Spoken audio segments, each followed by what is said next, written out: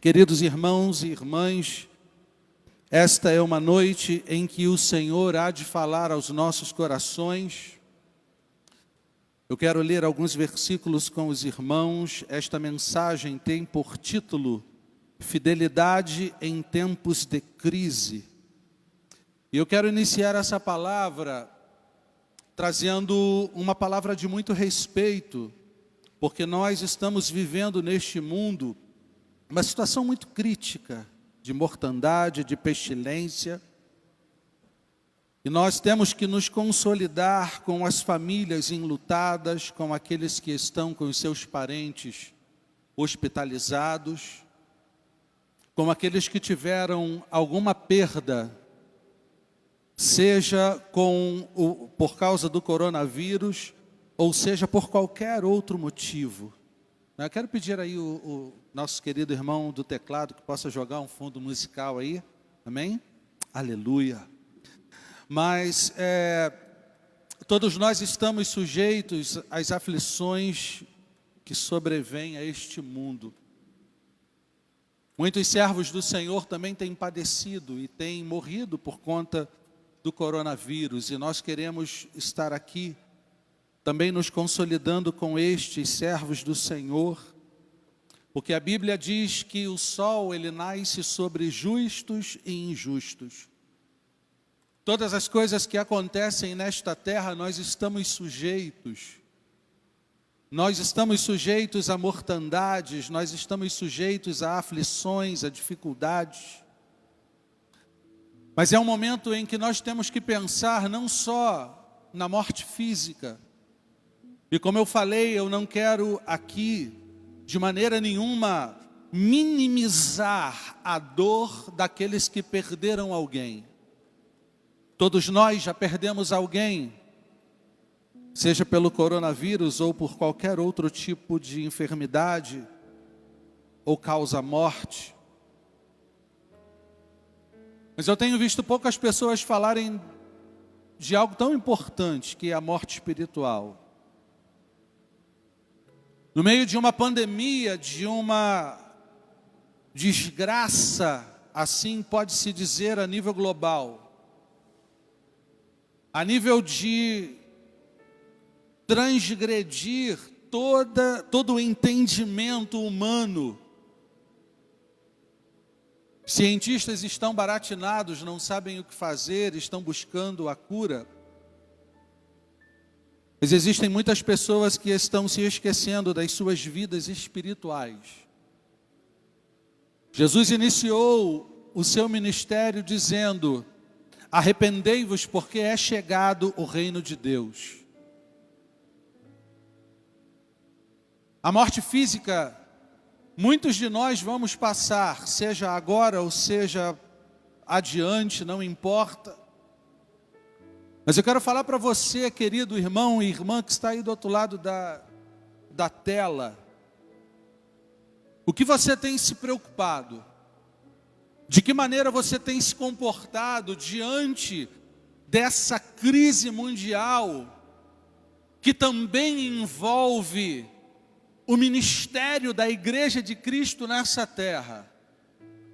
De que maneira nós, cristãos, ou aqueles que professam a Cristo como seu Salvador, ou aqueles que frequentam a igreja, ou frequentavam a igreja até um pouco tempo atrás, a palavra é para mim e é para você. Porque hoje a gente não vai ficar falando de morte física, porque a morte física, ela pode ser dolorida e causa muita dor. Mas existe uma morte que causa muito mais tragédia na vida das pessoas, que é a morte espiritual. E é um tempo de nós refletirmos sobre a nossa vida. Porque de que maneira nós estamos nos comportando diante das dificuldades deste tempo? De que maneira você tem vivido a sua espiritualidade agora?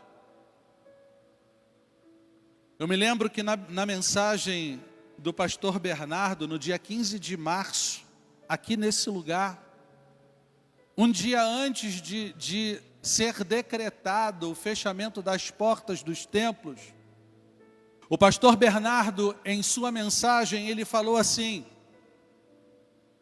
chegou o tempo em que a igreja vai precisar provar que é igreja de verdade. E nós não estamos falando, e o Bernardo, ele não falou a respeito de denominações, ele falou de nós, que somos igreja. Nós neste tempo é que estaremos tendo que provar, através da nossa fé, da nossa vida, se nós somos fiéis mesmo a Deus ou não, queridos. Porque tem muita gente olhando e contemplando tudo à sua volta e tem esquecido da sua espiritualidade, tem esquecido da sua fé, do seu compromisso com Deus. Bastou as portas do templo se fecharem para um monte de pessoas se dispersarem. E é muito interessante quando nós lemos alguns textos das Escrituras, e nós vamos fazer aqui uma analogia daquilo que Jesus representou para muitas pessoas antes dele morrer na cruz do Calvário, e o que ele representou para estas multidões após a sua morte, e a quem ele se revelou após a sua ressurreição. Em Mateus 8, capítulo 1, é bem interessante esse versículo. A Bíblia diz que quando Jesus desce do monte, uma grande multidão o seguiu. Uma grande multidão andava atrás do mestre, porque ele neste tempo estava operando grandes coisas. E nós vemos, querido, nós contemplamos até esse momento milhares de pessoas seguindo e correndo atrás da busca dos seus milagres, dos seus sonhos, das suas supostas promessas. Essa multidão que seguia Cristo também o seguia. Mas a grande multidão, querido, não foi fiel quando ele foi preso, açoitado e morto na cruz do Calvário. O versículo 2 do Evangelho de João diz: e grande multidão o seguia porque via os sinais que ele operava sobre os enfermos.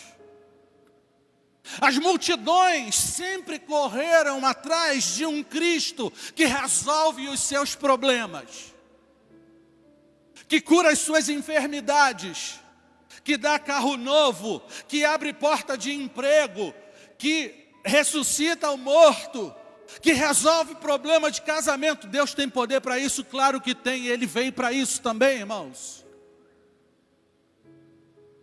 Mas a nossa fé, ela não está estabelecida nos milagres que Cristo pode fazer por mim ou por você. A nossa fé, ela está estabelecida na fé que nos conduz à vida eterna. Porque estão todos falando de morte física nestes dias, e nós temos muitos motivos para também falar. Mas existem pessoas que estão esquecendo da sua vida cristã e da sua espiritualidade. Neste mesmo capítulo 6 de João, no versículo 26, Jesus diz o seguinte: essas multidões que seguiam Cristo, que seguiam o Mestre, Jesus dá uma resposta para eles, porque essa multidão toda correu lá para Cafarnaum para buscar Jesus. E no versículo 26, Jesus diz o seguinte: Jesus respondendo lhes disse: na verdade vos digo, que não me buscais que me buscais, não pelos sinais que vistes, mas porque comestes pão e vos saciastes. Jesus atraiu a multidão por onde ele passou. Mas na hora que ele foi preso, na hora que ele foi açoitado, na hora que ele foi condenado à cruz do Calvário, pelo meu e pelo seu e pelo pecado de toda a humanidade, as multidões que o seguiam simplesmente o abandonaram. Porque é muito fácil, queridos, nós seguirmos aquele que pode fazer algo pela nossa vida. No sentido humano,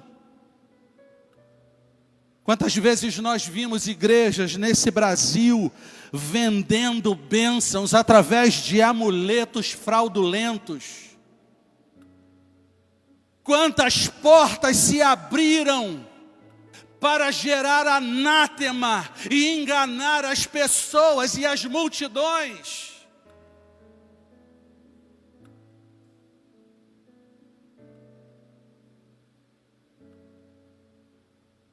Esse é um tempo muito difícil, em que Deus na sua soberania permite que as portas do templo tenham propósito com isso, queridos.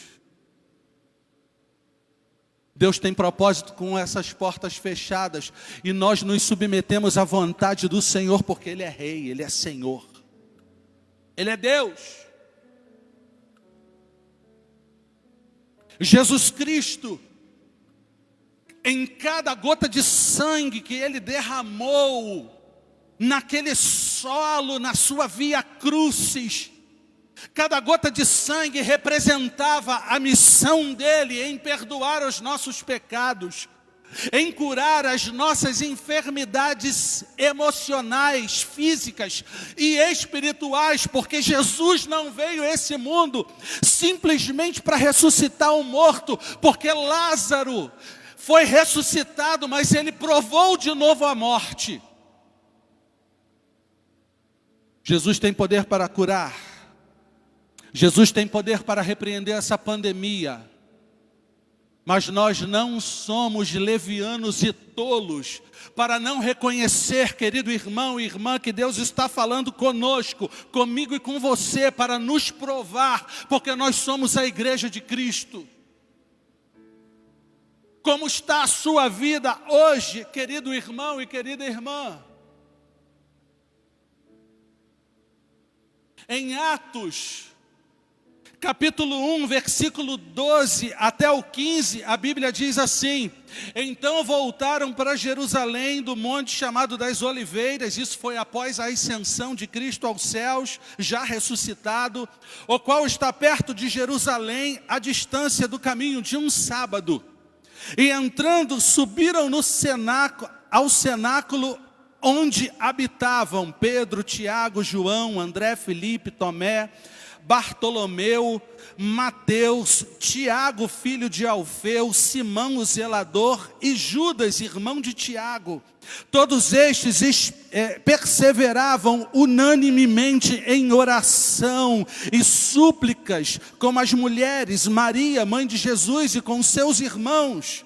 E naqueles dias, levantando-se Pedro no meio dos discípulos, ora, o número daqueles que estavam no cenáculo era de quase 120 pessoas. 120 pessoas. O Cristo que impactava a multidão quando fazia os seus milagres, agora tem somente 120 pessoas buscando a Deus, porque as multidões que olhavam só para o milagre de Cristo e não se preocupavam com a sua espiritualidade, o abandonaram.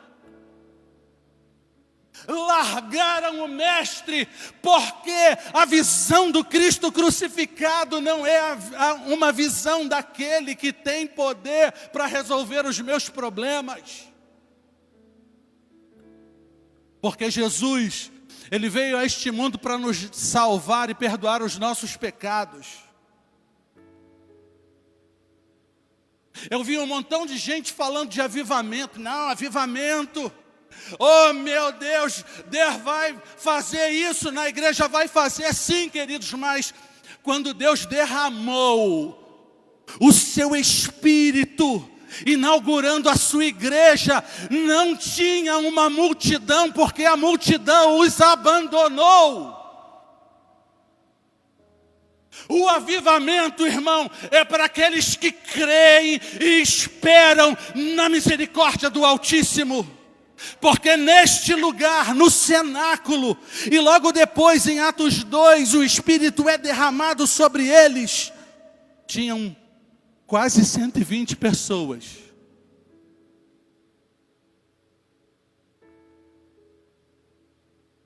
Vai passar, eu acredito. A igreja vai reabrir, eu acredito. Eu oro por isso. Essa igreja ora ininterruptamente por isso. Todos os dias. Mas o avivamento é para quem está consagrado a Deus. Porque Jesus só derramou o Espírito Santo dele inicialmente sobre 120 pessoas que guardaram a fé e permaneceram na presença dele.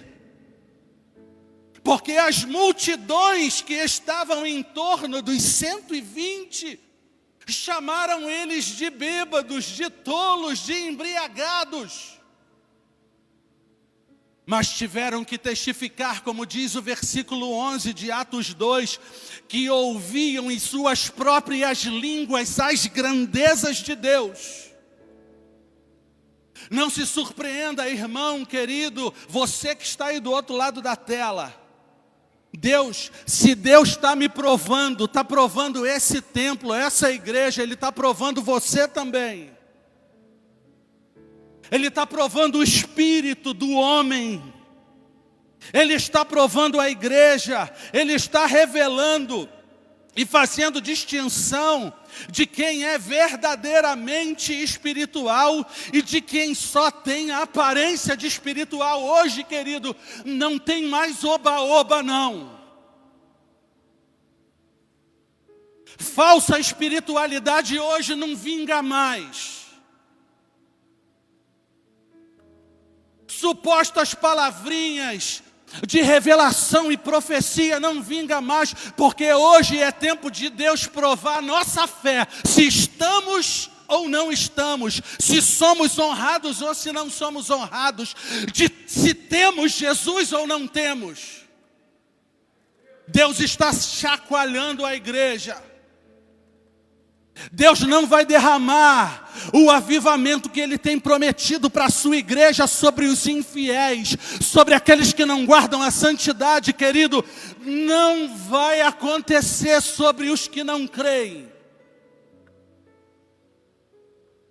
Deus irá julgar e está julgando toda a soberba e toda a vaidade do coração do homem. A nossa fé está sendo provada e só os fiéis serão alcançados. E você aí, querido, você tem agora a oportunidade de se arrepender dos seus pecados e ser renovado pela fé em Cristo Jesus, para quando Ele derramar a sua glória sobre a sua igreja, você e eu não fiquemos de fora, porque muitos ficaram de fora. Jesus, ao multiplicar pão e peixe, a Bíblia diz que eram quase 5.000 homens, fora mulheres e crianças. Imagina a multidão que seguia Cristo, milhares, milhares, milhares de pessoas, como hoje, milhares, milhares, milhares, milhares de pessoas dizem que seguem a Cristo.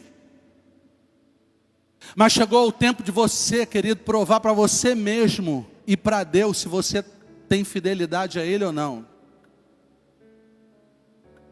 Não é para mim que você tem que provar nada. Não é para a pessoa que está do teu lado que você tem que provar alguma coisa. Não é para a igreja que você tem que provar nada, queridos. Tem muita gente querendo se justificar diante dos homens, mas o Senhor, Ele conhece e sonda os corações. E Ele sabe o que se passa aí na tua alma e nos nossos corações. As multidões seguiam a Jesus, mas no momento que Ele morre, as multidões se dispersam. Mas quando Ele ressuscita, Ele só aparece para os que criam nele. Cadê aquela multidão que seguia Cristo? Se toda aquela multidão que seguia Jesus acreditasse nele, Jesus, ao ressuscitar, se revelaria a eles também. Mas a Bíblia diz que no cenáculo tinham pouco menos de 120 pessoas aproximadamente. Onde estavam as multidões, queridos, que corriam atrás das suas bênçãos? Aonde estavam as multidões que comeram pão e peixe quando Ele os multiplicou? Aonde estavam as multidões que viam Jesus curar os enfermos, expulsar os demônios? Aonde estavam as multidões quando Ele ressuscita em glória? Se dispersaram. E um pequeno grupo, junto com os discípulos, de 120 pessoas ao todo, que realmente acreditavam nele, receberam a graça e a glória. Enquanto a multidão que o seguia, havia abandonado, só os que criam nele estavam juntos no cenáculo, orando e aguardando a promessa do derramar do Espírito.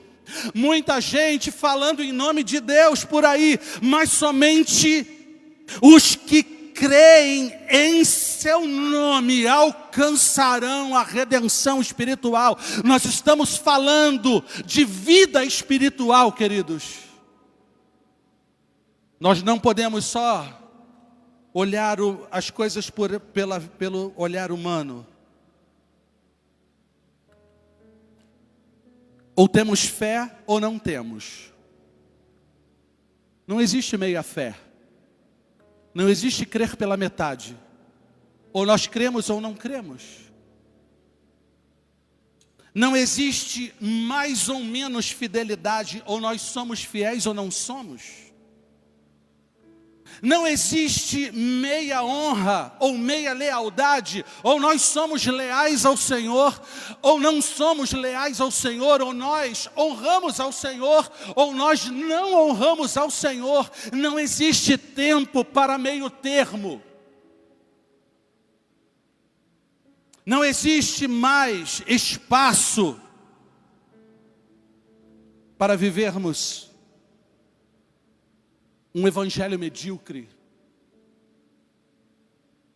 que só pensa na terra, que só fala de bênçãos humanas, que só se interessa nos seus próprios umbigos, que só olham para Deus para satisfazerem as suas próprias necessidades,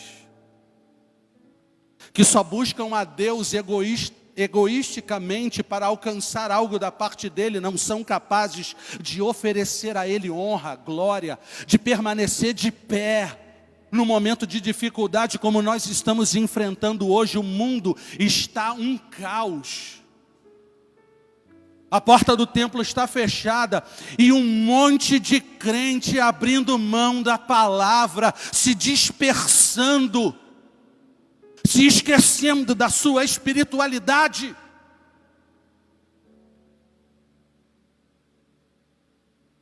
Todos nós corremos risco de morrer. Crente que morre de coronavírus não está em pecado não, querido. Pode não estar. Eu tive 2 notícias de pastores de uma igreja amiga nossa, do Nazareno, lá do Rio de Janeiro, que 2 pastores da igreja do Nazareno morreram. Todos nós corremos de risco de morrer. O apóstolo Paulo, ele fala em Romanos 8,36, por amor de ti somos entregues à morte todo dia. Somos reputados como ovelhas para o matadouro.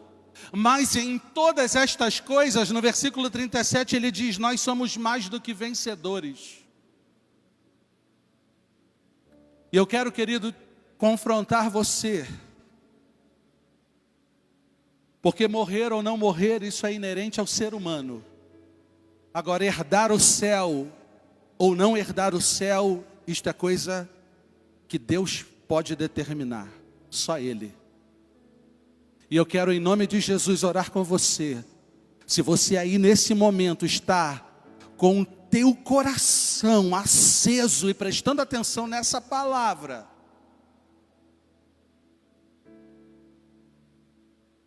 morrer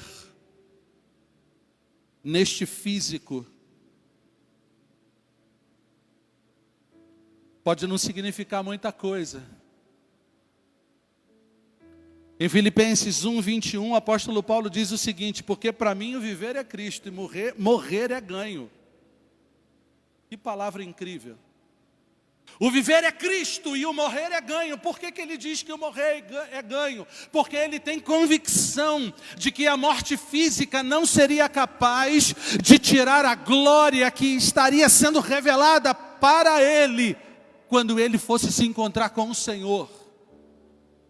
Temos que nos precaver, sim. Temos que ser prudentes, sim. Nós temos falado o tempo inteiro aqui de prudência. Você não está vendo, mas toda a equipe que está aqui estão usando máscara. A nossa equipe, higienizada, tudo direitinho. Porque nós não somos imprudentes. Mas eu quero dizer para você o seguinte. E se morrer sem Deus? E se morrer sem Jesus? Que expectativa nos aguarda? Eu e você, queridos, fazemos parte de que multidão? Da grande multidão que quando a coisa apertou, abandonou Jesus? Ou daquela pequena multidão de 120 pessoas que guardaram a fé e experimentaram a glória de Deus sendo derramada para pregarem o Evangelho que chegou até nós nestes dias? Deus tem autoridade para reabrir a porta da igreja e derramar um grande avivamento sobre esta nação, sobre este povo. Mas só os fiéis, os que se santificarem na verdade, alcançarão o favor do Senhor. Não se iluda. E a mensagem de hoje, queridos, não é para te trazer nenhum tipo de tristeza. Pelo contrário, é para você refletir sobre a vida que você está vivendo. Risco de morte nós corremos todo dia. Agora, e se morrermos sem Cristo? Eu quero te dar a oportunidade de, nesta hora, em nome de Jesus, você, ao refletir sobre esta palavra, dizer: eu preciso me reencontrar com Deus. Eu não quero fazer parte da multidão que abandonou Jesus. Eu quero fazer parte da multidão que, quando Jesus vier manifestar a sua glória sobre a igreja, eu esteja ali, fiel a Ele, orando, clamando e honrando o nome dEle, obedecendo a sua palavra. Eu quero, quando Deus me chamar, estar com Ele em glória.